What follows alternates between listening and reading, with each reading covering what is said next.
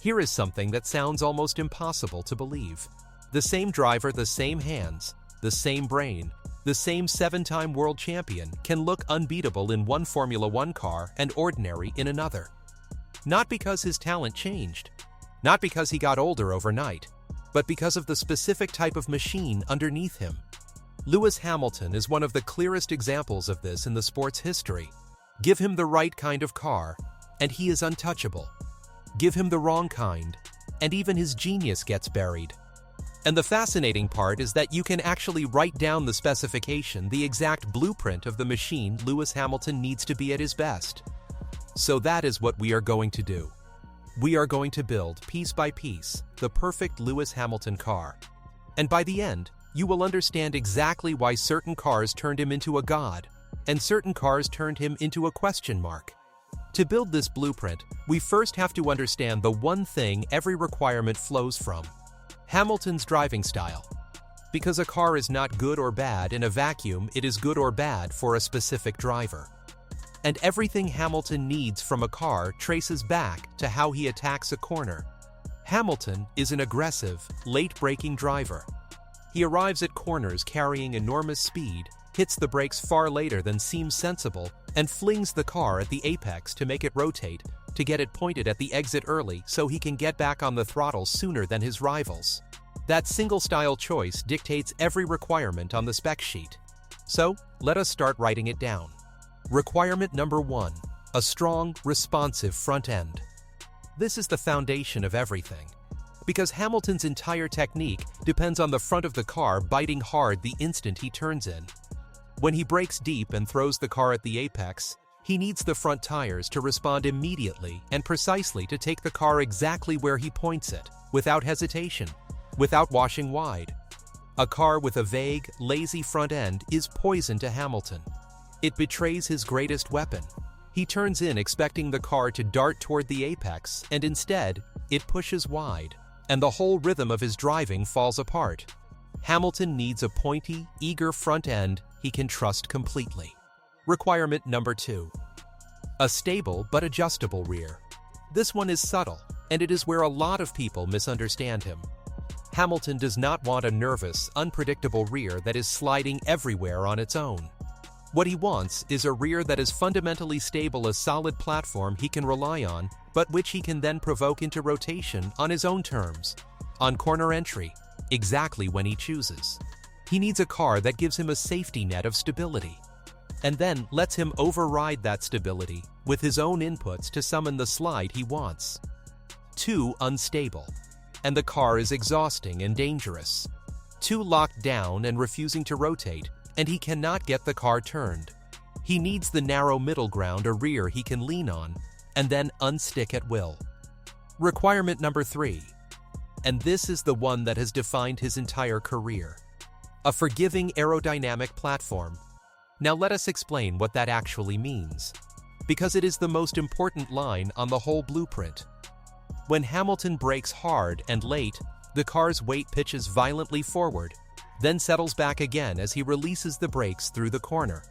That is a lot of movement, a lot of disturbance to the car's body. And some Formula One cars absolutely hate that kind of disturbance. They generate their grip from an aerodynamic platform that needs to stay flat, level, and stable to work, and Hamilton's aggressive weight transfer upsets it. The grip comes and goes unpredictably. The car becomes a nightmare to drive on the limit. What Hamilton needs instead is a car whose aerodynamics can tolerate movement, a platform forgiving enough to keep working even as he pitches the car around with his aggressive braking. When he has that, his style and the car live in harmony. When he does not, his greatest strength becomes the very thing destroying his lap time. This single requirement explains more about the ups and downs of Hamilton's career than almost anything else. Requirement number 4, smooth, progressive brakes. Remember, the braking zone is where Hamilton does his most delicate, most important work. He does not just stamp on the pedal, he bleeds the pressure off gradually as he turns in, blending braking and steering together in one fluid motion. That demands brakes that respond smoothly and predictably as he eases off them. Brakes that bite too suddenly, too aggressively at the initial touch, disrupt that delicate release phase, and unsettle the car at the exact moment he needs precision. The feel of the brake pedal, the way the stopping power comes in and fades out, has to match the surgeon-like control he applies in that critical fraction of a second on entry. Requirement number 5. Tires that suit how he loads them. Hamilton's style puts a very particular kind of energy into the tires. His aggressive entries and controlled slides generate heat in a specific way, and he needs a tire and a car combination that lets him manage that heat rather than fight it. When the car works with him here, his legendary tire management shines. He makes rubber last where others destroy it. When the car forces him to overwork the tires just to find pace, that same management skill gets swallowed up trying to solve a problem the car created. Now, put all 5 requirements together and look at what we have built.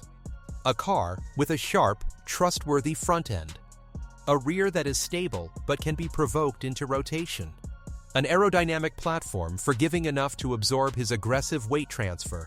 Smooth, progressive brakes for that delicate entry phase. And a tire behavior that rewards his style instead of punishing it. That is the blueprint. That is the machine that turns Lewis Hamilton into the most successful driver in history. And here is the proof that this blueprint is real, not just theory. For most of his career, Hamilton had cars built almost exactly to this specification. The dominant machines of his peak years were developed around his feedback, shaped by his preferences over seasons of partnership. The front end was sharp, the platform tolerated his style. The brakes were smooth and progressive. Everything on the spec sheet was ticked, and the result was a level of dominance the sport had rarely ever seen. The blueprint and the car were the same thing, and Hamilton was unstoppable. But then think about what happens when a car violates this blueprint. When the rules change, or the team builds a car around a different philosophy. And suddenly the platform will not tolerate his weight transfer, the front end goes vague, the brakes feel wrong, and the tires punish his every aggressive entry. The exact same driver, same hands, same brain, same genius, suddenly cannot extract the performance, because the machine is fighting everything his instincts tell him to do. And critically, the things he needs are wired so deep that he cannot simply switch them off. He cannot just decide to drive like a different person. The blueprint is not a preference, it is the shape of his talent itself. This is why Hamilton has at times in his career been comprehensively outpaced by teammates in the very same car drivers whose smoother, more measured style happened to suit a machine that did not fit Hamilton's blueprint. It was never that those drivers were suddenly more talented. It was that the car matched their spec sheet and not his. Put that same teammate in a car built to Hamilton's blueprint, and the result would very likely flip the other way. And it raises a genuinely interesting question about how we judge greatness in Formula One. We love to imagine that the best driver would be the best in any car. But what if that is not quite true? What if every great driver, even the very greatest, has a blueprint, a specific type of machine that unlocks them, and the careers we remember as legendary are partly the story of how often a driver's blueprint happened to match the car they were given? How much of greatness is the driver, and how much is the marriage between a driver and exactly the right machine? That is a question worth thinking about, and I would genuinely like to hear where you land on it. Because in Hamilton's case, the evidence is striking. When the car matches the blueprint, he is arguably the greatest of all time. When it does not, he is merely very good. The talent never changed. Only the machine did.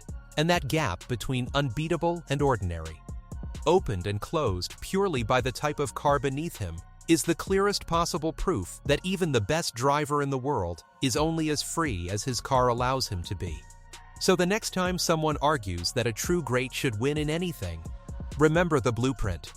Remember that Lewis Hamilton's 7 world titles, more wins than anyone in history, needed a specific type of car to become the driver we remember. Not because his talent was limited, but because his talent had a shape.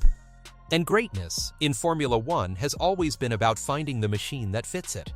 The real question now, as Hamilton chases the end of his story, is simple.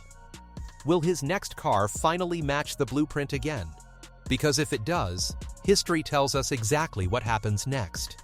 And if it does not, we will have learned, one more time, that even genius needs the right tools to set it free.